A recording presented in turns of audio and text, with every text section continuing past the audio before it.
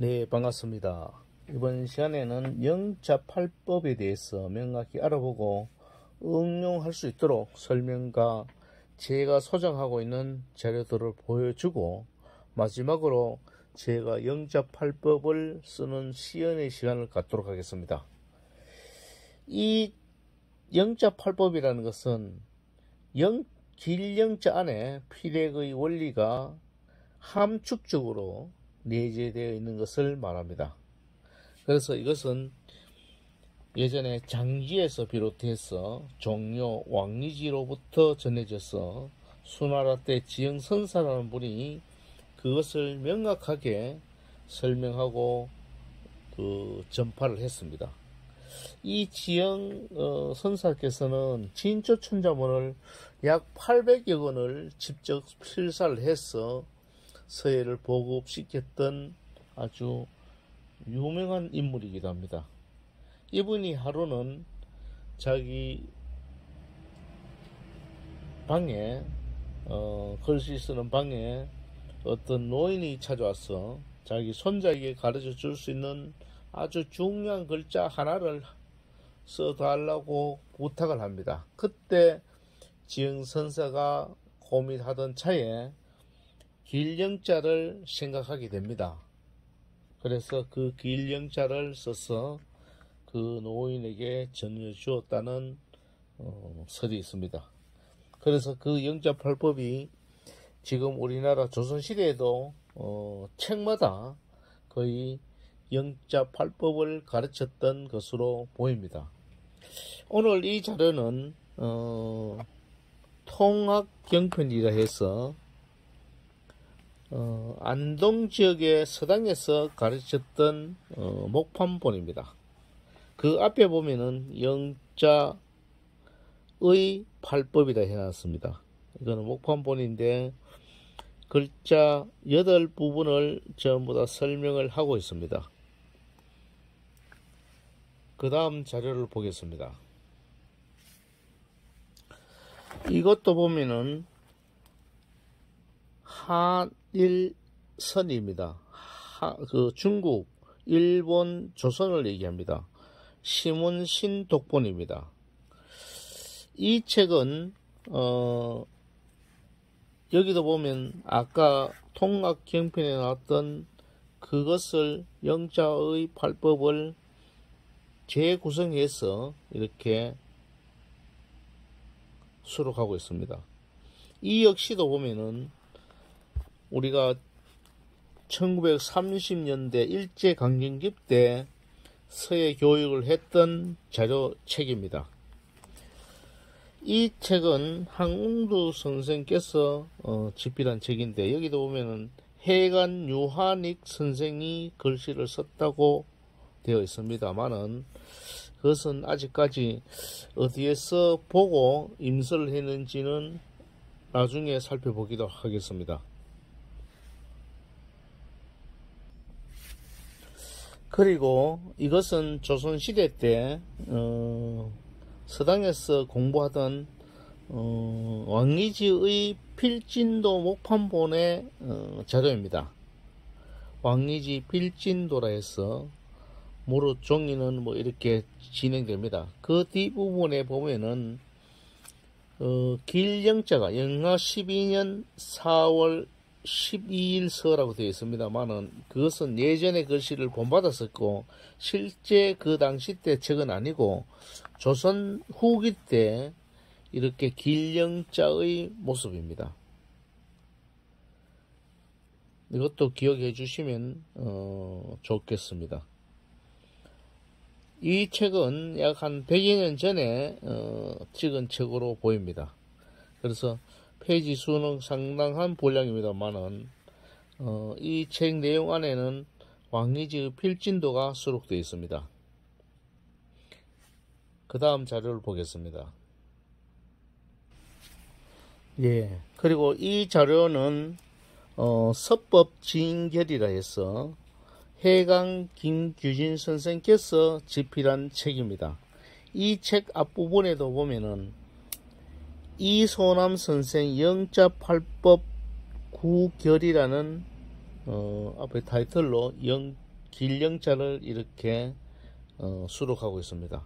여기도 보면은 척부터 해서 쭉 책까지 이렇게 설명을 겸하고 있습니다. 이 당시 때는 보면은 한우의 필액 그런 것이 많이 나타나기도 합니다. 여기서 주의해야 될 것은 보면은 책과 별핵이 약핵이 이렇게 붙어 있는 것을 볼 수 있습니다. 여기도 유심히 봐주시면 좋겠습니다. 그리고 이 책 안에는 우리가 글씨 쓸 수 있는 어떤 서예의 중요한 자료들을 이렇게 수록하고 있습니다. 글씨의 점맥의 용어라든지 어떻게 써야 한다는 것을 명확히 설명하고 있습니다. 이것도 나중에 시간이 되면은 제가 구체적으로 한번 설명한 기회를 갖도록 하겠습니다. 다음 자료를 보겠습니다. 이 책은 조선 후기 때 직접 필사한 책인데 아주 귀중한 자료입니다. 여기는 영자팔법이라서 글자를 쓰고 나서 여기서 척부터 해서 전부터 책받침까지 설명을 이렇게 붙이고 있습니다. 나중에 설명을 할 때 구체적으로 설명하도록 하겠습니다. 여기는 글씨를 어떻게 써야 되는 음량의 원리 이런 것을 수록하고 있는 책입니다. 한지의 겹장본으로 이렇게 써서 지금 진행되고 있는데 아주 중요한 자료입니다. 여기는 한글로 이렇게 써져 있습니다. 다음 자료를 보겠습니다.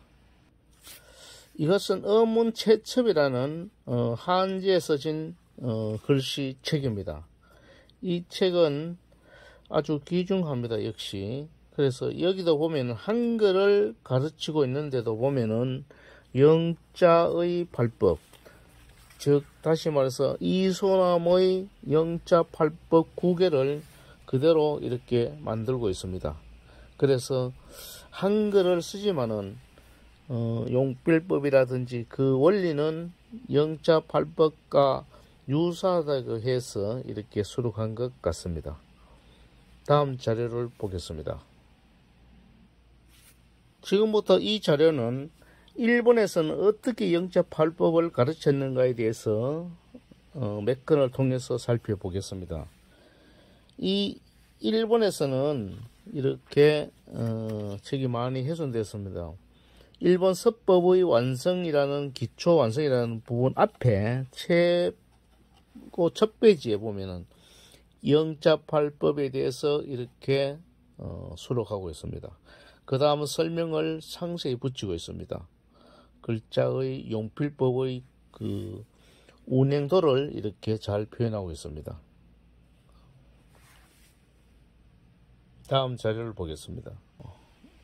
이 자료는 일본 서도 학원에서 있었던 자료입니다. 춘당 서도 강좌 제1권입니다. 수본입니다. 여기는 보면은 책이 많이 훼손되었습니다. 이거는 책이 몇 권 되어 있습니다만은 이분이 춘당 선생 근영입니다. 일본 분인데 아주 카리스마가 있어 보입니다. 그 다음 앞에 보면은 아주 중요한 길령자를 수록하고 있습니다. 길령자를 보면은 륵핵을 한일자로 이렇게 연결하지 않고 이렇게 싣고 있습니다. 여러분들도 이 자형을 잘 기억해 주시기 바랍니다. 비록 그 지금의 서풍에 잘 맞지 않는 그 글씨지만은 나름대로 의미 있는 자형이기 때문에 길령자를 잘 기억해 주시기 바랍니다. 측핵과 륵핵과 노액이 연결되지 않는 이 절법이 생략되어 있는 부분입니다. 다음 자료를 보겠습니다. 네, 이 자료도 일본 서도 교범에서 나오는 자료입니다. 여기도 보면은 영자팔법, 강가결구법이라 해서 이렇게 16위입니다. 16칸을 쳐서 이렇게 상세히 결제법을 따르게 만들었습니다. 다음 자료를 보겠습니다. 네, 이 자료는 1913년에 일제강점기입니다. 보통 학교 습자첩입니다. 권사입니다. 이쪽 안에 보면 한글은 없습니다만은 이 마지막 부분에 영자발법의 부록을 싣고 있습니다. 여기는 보면은 중요한 것은 필세가 아주 살리게 이렇게 운행도를 만들고 있습니다. 쓰고 나서 붓이 지체 없이 다음 해구로 이어가는 필일위를 잘 살렸던 그 도예입니다. 이것이 일본의 그 많은 교재 중에 유일하게 영자팔법을 싣고 있는 책입니다. 여기는 보면 61쪽, 62쪽입니다. 요것도 보면은 이 당시 때 글씨를 썼던 그 편저자인데 상세히 한번 봐주시기 바랍니다.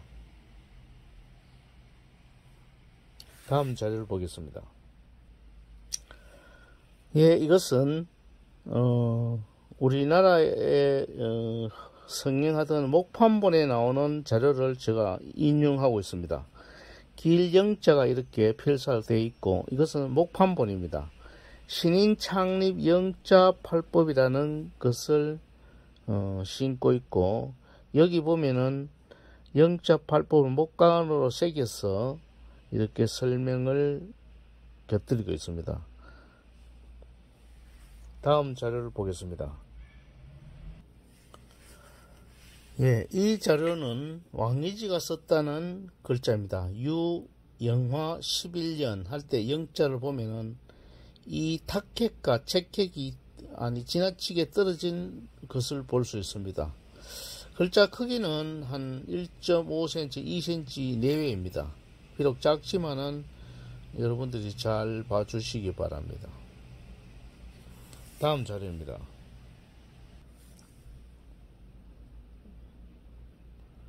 예, 여기는 보면은 왕경인이라는 분이 필사하는 길영자의 모습입니다. 마찬가지로 보면은 탁핵과 날핵이 떨어지는 것을 느낄 수 있습니다. 글씨 크기는 한 1cm 내외입니다. 다음 자료를 보겠습니다. 예, 이 자료는 원진묘지명의 길영자입니다. 여기는 보면은 아까 그 원현준 묘지명하고 조금 다르게 글씨가 더 피력이 약간 굵지만은 그 늑핵에 짧고 이런 것이 나타납니다. 그 다음 적핵을 그 구성궁 예천명과 같이 약간 좌로 꺾는 것도 보입니다. 원현준 묘지명은 좌로 꺾는 부분이 없어집니다. 그러니까 바로 내려서 바로 꺾어가는데 그러한 것이 특징이기도 합니다. 원진묘지명입니다. 다음 자료를 보겠습니다. 예, 이 책은 장명용비의 길영자입니다. 늑핵이 생략되어 있습니다. 해서 부기해의 백미라 할 수 있는 장명용비입니다. 깃필이 굉장히 강하고 우향세를 굉장히 강하게 취하고 있습니다. 다음 자료입니다. 이 자료는 우세남의 공자묘당비의 탁본에 나오는 길영자입니다. 여기는 보면 우세남은 길영자를 적핵 갈고리를 아주 짧게 했습니다. 당의 대표하는 4대가 중에 한 분입니다. 자, 길영자, 우세남의 길영자의 모습입니다. 여기를 보면은 크로스가 이렇게 많이 잡히게 쓰고 있습니다. 다음 자료입니다. 예, 이것은 저수량의 안탑 선교서입니다. 여기는 보면은 편집이 되어 있습니다만 길령자가 이렇게 휘어지게 노획이 적획이 좀 있습니다. 그 다음에 늑획도 있습니다. 정과 늑획의 중간에 떨어짐이 굉장히 강합니다. 그 다음 밑에 이것은 제가 약간 수정을 했습니다만은 이 수정을 할 때 느꼈던 건데 이 책을 만들 때 너무 지나친 교정을 했기 때문에 아쉬움이 있습니다. 금석기가 사라졌다는 것이 문제입니다. 그래서 별렉을 할 때는 보면은 이 약간 둔탁하게 한 것이 있습니다. 약간의 행서 기운이 많기 때문입니다. 다음 자료를 보겠습니다. 예, 이것은 안진경의 앙글레비에 나오는 길령자의 모습입니다. 아까 얘기했듯이 용문 21품에 나오는 길령자와 아주 그 자연의 형태가 비슷합니다. 여기 보면은 길령자 모습을 그대로 응용해서 표현하고 있습니다. 안진경도 가장 당 4대가 중에 가장 독창적인 서풍을 구축했기 때문에 아주 뛰어난 서예가로 칭송받고 있습니다. 다음 자료를 보겠습니다. 이것이 빠졌는데 후양순 선생의 난정기 해서체입니다. 길령자가 이렇게 아주 엄격하게 이렇게 쓰고 있습니다. 잘 보면은 영자팔법의 거의 모범이 되는 글자를 취하고 있습니다.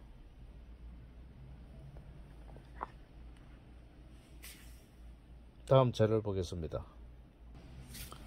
예, 이 자료는 고은 최치원 선생께서 쓰신 지인감 선사비의 나타난 길령자의 모습입니다.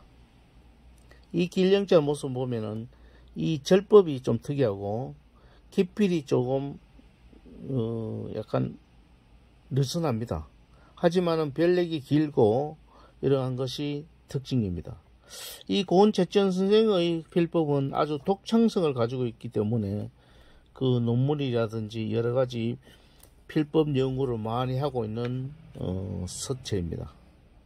여러분들도 한번 써보면은 중국에 나오는 법초도 중요하지만은 우리나라에서 나오는 이런 지인감 선서비 같은 글씨를 씀으로 인해서 아주 개성 있는 글씨를 쓰지 않겠나 하는 생각을 해봅니다. 이것은 최치원 선생께서 쓰신 길령자의 자형입니다. 다음 자료입니다. 이 글씨는 봉암사 정진대사 원호탑비에 나오는 길령자입니다. 이것은 965년이니까 고은 최치원 선생보다는 약 한 100년 뒤에 쓴 길령자의 모습입니다. 우리나라에서도 길령자를 많이 썼습니다만은 제가 시간 관계상 다 찾지는 못했습니다. 지금까지 간단하지만은 아주 지루하게 영자를 살펴봤습니다. 다음은 영자팔법의 설명에 대해서 진행하도록 하겠습니다.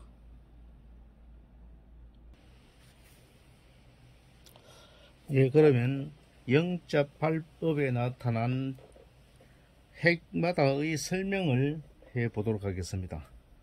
이 척이라는 것은 기울축자입니다.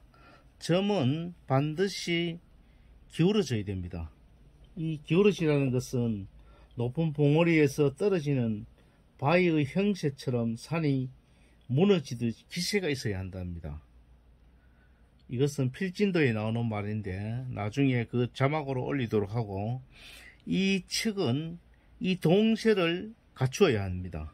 이것은 이소남 선생의 그 영자팔법을 보고, 이건 일본 사람이 했는 건데, 점과 획의 차이는, 점이라는 것은 봉이 움직이지 않는 것을 얘기합니다. 말하자면. 하지만은 획은 봉이 움직이는 것을 얘기합니다. 그래서 안 움직일 수는 없겠지만은 그렇게 해서 삼절법을 엮는 것, 그렇게 해서 점이 이루어집니다. 그 다음 늑획은 이 제갈늑자를 씁니다. 이 제갈늑은 말의 제갈을 얘기합니다. 말이 달리다가 제어를 할 때, 세울 때, 말꼬비를 당겨야 될 때의 기세입니다. 그럴 때 팽팽하게 쓰라는 뜻입니다. 약간 이렇게 휘어지기도 썼지만은 이 늑획을 쓸 때는 핵이 팽팽하게 그렇게 쓰라는 의미에서 이 제갈늑이라는 용어를 부여했던 것입니다. 그래서 늑획은 천리에 늘어진 구름과 같이 은은하게 허와 실이 형체가 있어야 한답니다. 그래서 필진도의 내용을 보면은 그 내용은 기울기도 있어야지만은 그 아주 팽팽한 그런 기세가 있어야 한다는 핵을 늑획입니다. 이 늑획 안에서도 모든 것이 여기도 점이 있고 시작점이 있고 여기도 마침점이 있습니다.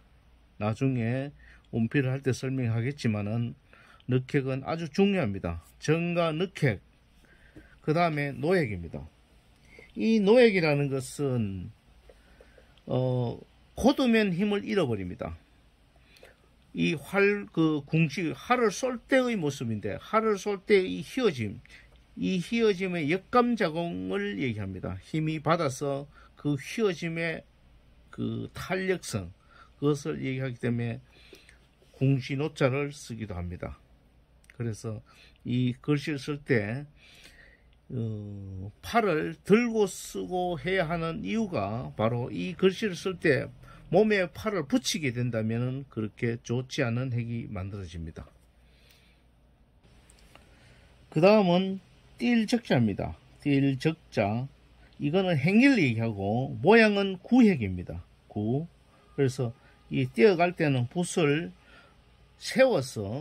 세운다는 것은 봉을 완전하게 제로 상태로 만든다. 그 다음으로 인해서 이 칼은 좌의 방향으로 움직인다.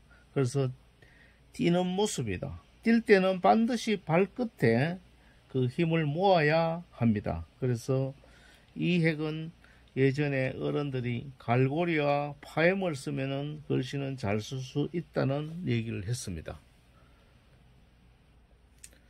그 다음 책핵입니다. 이 채찍이라는 말은 우리가 글씨를 쓸 때 이 치키 올립니다. 치침획인데 이것은 말을 채찍을 할 때 위에서 치는 것이 아니라 밑에서 위로 치 올라가기 때문에 그 채찍을 하는 모습을 얘기하는 것입니다. 그래서 채객입니다. 이것을 치키맥이라고 하기도 합니다. 그래서 이것은 일정한 경사에 의해서 그 역동성을 나타내는 형식을 취하기도 합니다. 그래서 여기서는 잘 표현이 안 됐습니다만은 강과 약의 표현, 다시 강에서 약강으로 빠지는 그런 음량의 조화가 있어야 되는 핵입니다. 그 다음으로 약핵입니다. 노략질할 약입니다. 이것은 노략질할 약자를 쓴 이유는 삐치맥입니다. 큰 삐치맥인데 이 채찍을 할 때의 반대 방향인데 이것은 우리가 삐칠 별, 음은 별핵입니다. 그런데 왜 노략질할 약자를 쓴다면은 이 도둑놈들은 뒤를 돌아본다 해서 그렇습니다. 그것은 바로 붓끝을 방향이 우로 갔기 때문에 왼쪽으로 갈 때 붓끝은 우측으로 갑니다. 그때 붓끝을 계속 의식하라는 뜻에서 약기라는 말을 씁니다. 그래서 이것은 예전에 글씨를 쓸 때도 빗질하듯이 여인이 긴 머리를 빗을 때 마지막까지 빗어야만이 그것이 핵이 사는데 해서 아주 중요한 역할을 합니다. 이때는 공세 수봉을 해야 됩니다. 공중에서 역입이 들어가야 된다. 수습을 해야 된다는 뜻에서 공중역입과 공세 수봉이 존재하기도 합니다. 그래서 영자를 잘 쓸 때 또 글씨를 잘 쓸 때 이 삐침핵은 아주 중요합니다. 그래서 가끔씩 제가 영상을 올리면은 피치맥을 쓸 때 중봉으로만 쓸 수는 없습니다. 글씨는 원래 중봉이라는 것은 말은 하고 있지만은 우리가 서예가들이 쓸 때는 왕리지도 60~70%가 측봉입니다. 그렇기 때문에 너무 지나치게 중봉을 의식하면 절대 글씨는 쓸 수가 없습니다. 그렇기 때문에 이 피치맥을 쓸 때도 중봉화 될 수 있도록 노력할 뿐이지 완벽한 중봉은 우리가 모든 글씨는 쓸 수 없다는 것을 명심해야만이 글씨가 넓은 수가 있는 것입니다. 다음 얘기입니다. 그 다음은 탁획입니다. 쪼글탁입니다. 새가 먹이를 쪼을 때 탁 찍기 때문에 그냥 쭉 찍는 것이 아니라 아주 그 민첩한 동작을 가져라는 뜻에서 이렇게 탁획을 말합니다. 그 다음 책획입니다. 책은 큰 파도가 솟구치고 번개가 치듯이 내리치듯이 기세가 있어야 합니다. 글씨의 얼굴입니다. 이 책받침이어야 합니다. 이 글씨를 쓸 때 굉장히 어려움이 있습니다만은 나중에 제가 실기를 보여드릴 때 좀 쉽게 설명해 드리도록 하겠습니다. 그리고 우리가 영자 8법 중에 아주 중요한 하나가 영자 9법인데 이건 절법입니다. 꺾임입니다. 여기서는 꺾임이 없습니다만은 이 꺾임 요 자체가 아주 절법이 중요하기도 합니다. 나중에 절법을 한번 설명하고 절법 안에서도 이것도 어떤 면에서 절법인데 노에서 적으로 갈 때의 현상 여기도 절이 있습니다.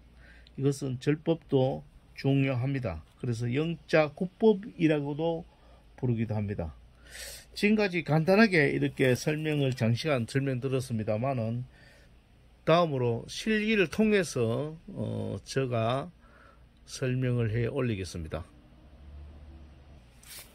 그리고 첨부해서 말씀드리자면은 아까 길영자가 봤던 습자책입니다. 보통 습자책인데 점을 쓰고 늑획을 쓸 때 계속 연결해 가는 느낌, 이것을 놓쳐서는 안 됩니다. 글씨가 팔다리가 분해되어서는 좋은 글씨를 쓸 수 없기 때문에 필새를 잘 살려가는 것이 중요합니다.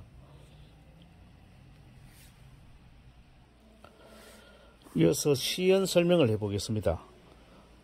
척획입니다. 점은 붓끝이 움직이지 않아야 됩니다. 가급적이면 움직여요. 봉이 중앙에서 끝나야 됩니다. 그 다음에 이것은 이렇게 해서 여기서 끝나는 상태입니다. 이것이 너무 지나치게 나오면은 해서 쓸 때 좀 속으로 가기 때문에 좋지는 않습니다. 봉이 이렇게 가는데 이것은 여기분 지나치게 할 필요는 없습니다. 놓으면은 다시 세우고 왼쪽으로 다시 꺾어서 세워서 끝나는 상태입니다. 그래서 기울기가 산이 있다면은 이렇게 떨어지려는 운동성을 갖추고 있어야 합니다. 다음은 늑획을 써.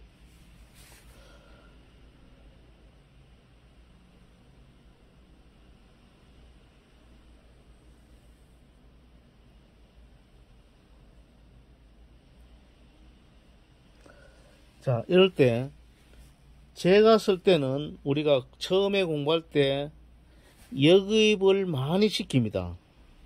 이것은 지나치면은 앞으로 작업을 할 때 글씨를 써갈 때 아주 그 넓은 수가 없어집니다. 그 다음에 여기는 주, 여기는 과봉입니다. 가봉, 교필입니다.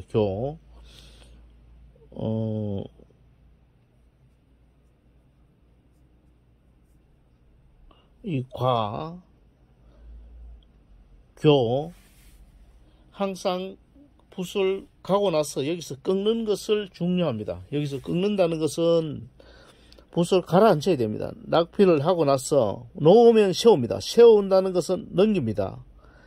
그 다음 이렇게 진행되고 송필을 하고 나서 다시 주, 여기서 주가 돼야 됩니다. 여기서 주 다시 갈무리가 돼야 됩니다. 그렇게 되면 한일자 륵획이 만들어집니다. 만약에 글씨가 이렇게 늘어진다든지 이렇게 올라간다든지 하는 것은 좋은 방법이 아닙니다. 그래서 재갈을 물렸을 때 그 팽팽한 기세를 얘기합니다. 그래서 수평적인 데서 수직 우상향적으로 적당한 한 5도에서 7도 경사각도를 지니면 좋을 것 같습니다.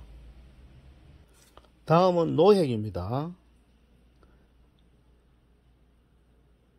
똑같습니다. 한일자를 수직으로 채웠다 생각하시면 됩니다. 요까지는 노획입니다.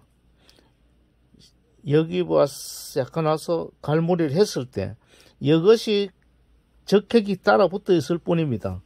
적획이 있을 때는 아까 자료로 봤습니다만은 초기는 90도로 꺾어집니다. 이 부분이 약간의 접치는 경우도 있습니다만은 대다수 그 부기 시대는 바로 꺾어가는 것이 많습니다. 그리고 이것이 90도를 유지할 수도 있고 95도로 갈 수도 있고 여러 자료를 보면 그런 것이 있습니다만은 여기서 그거는 중간획을 약간 가늘게 쓰고 휘어짐이 있어야 됩니다. 휘어진다는 것은 약간 휘어지는, 서로 살을 빼고 중간살이 빠지는 것을 중요시 여깁니다. 그렇게 해야만이 힘을 잃어버리지 않는다는 말입니다. 다음 여기서 적획, 실제로 여기서 요 획이 붙어 있는 상태입니다. 여기에 요것이 노획에 붙어 있는 상태입니다. 이것을 연결 동작으로 써보면 다음과 같습니다.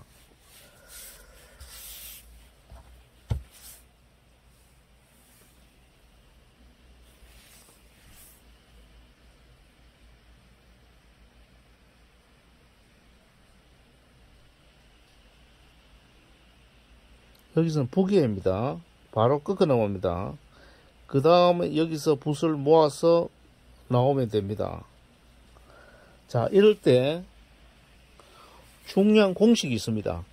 이 폭이 A라면은 이 폭과 이 폭이 B입니다. 반드시 A가 B가 더 커야 합니다.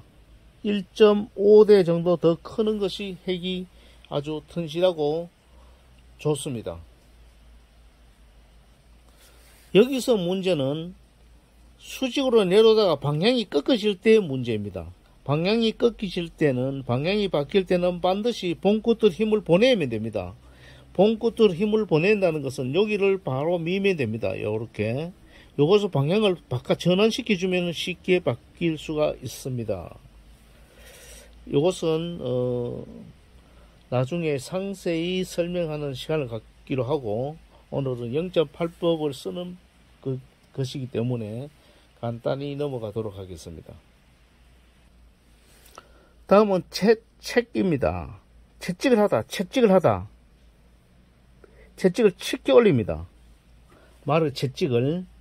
그럴 때는 똑같은 삐침획의 반대 방향이니까 놓고 붓을 넘겼습니다. 그 다음에 모아서 붓을 작용, 과정을 거쳐서 쭉 뻗어가면 됩니다. 자, 이것을 조금 빠르게 한번 써보겠습니다.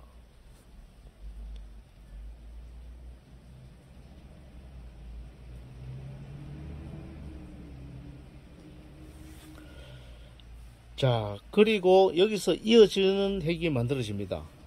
연결 동작으로 해서 쓰기 전에 한 번 더 써보고 그 약획을 써보겠습니다. 약획입니다. 빗짐입니다. 이것은 반드시 붓끝이 뒤로 봐야 됩니다. 노랗게하다 보고 계속 살피면서 빠져나와야만이 됩니다. 여기도 이것을 계속 이쪽을 살펴봐야 됩니다. 위 뒤쪽을. 그렇게 해야만이 글씨가 잘 만들어질 수 있습니다. 책과 략책을 연결해서 써보겠습니다. 강, 다시 약, 강으로 빠집니다. 그래서 강, 약, 강, 약, 강으로 다시 해야만이 글씨의 그 율동성을 갖추고 생명성을 부여할 수 있습니다. 탁입니다. 쪼글탁입니다. 새먹이를 쫓듯이 바로 짧게 끝내야 됩니다.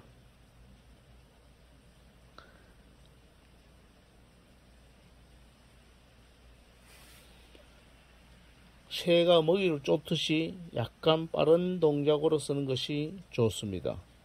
이럴 때도 반드시 붓의 면을 팔면 출봉을 해줘야 됩니다. 이쪽 면에서 이쪽 면을 쓸 때는 붓의 이쪽 면 쓰다가 반드시 반작용으로 붓을 세우면서 다시 이쪽 면을 쓰는 것이 핵심입니다. 그럴 때 힘의 작용이 너무 강해도 안 되고 힘이 너무 빠져도 안 되고 그것을 유지하면서 아주 적당한 힘을 유지하면서 붓을 넘기는 것이 중요합니다. 그 다음에 책획입니다. 책획은 글자 안에서는 여깁이 필요 없습니다. 그대로 돌면 돼. 여깁 받아서 돌면 되는데 여기서는 여깁을 해서 쭉 가슴이 나오고 는 것 같습니다. 붓을 세워서 갈 방향으로 당나라 때는 붓이 핵이 숫병 이하로 끝이 빠지기 시작합니다. 숫병 이하라는 건 숫병 이하로 세력을 빠지면 됩니다. 예서는 와서 붓을 위로 올라갑니다. 그죠? 그런데 여기서도 항상 중봉화되도록 노력하는 것이 중요합니다.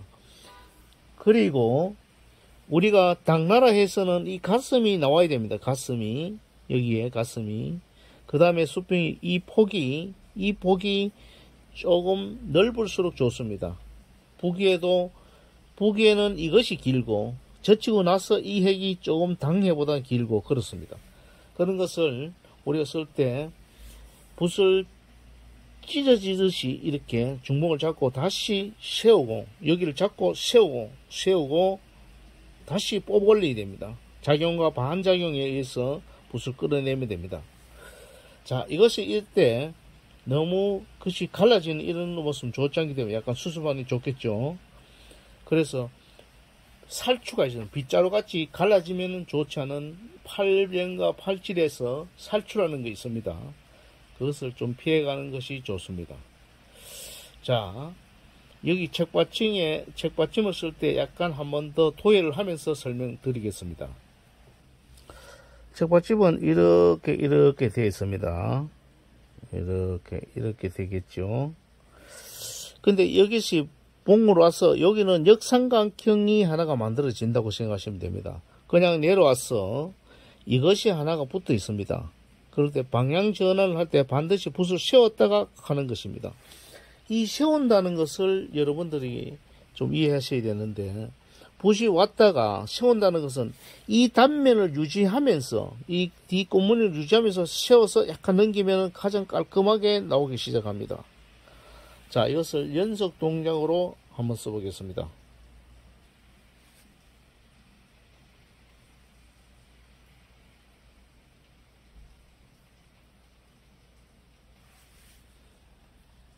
자, 이렇게 가슴이 나오면서 다시 중봉을 해서 밑으로 빠져나옵니다. 이것을 여러분들도 조금만 집중해서 연습하면 잘 쓸 수 있으리라 봅니다. 이어서 전체적인 길령자를 써보겠습니다.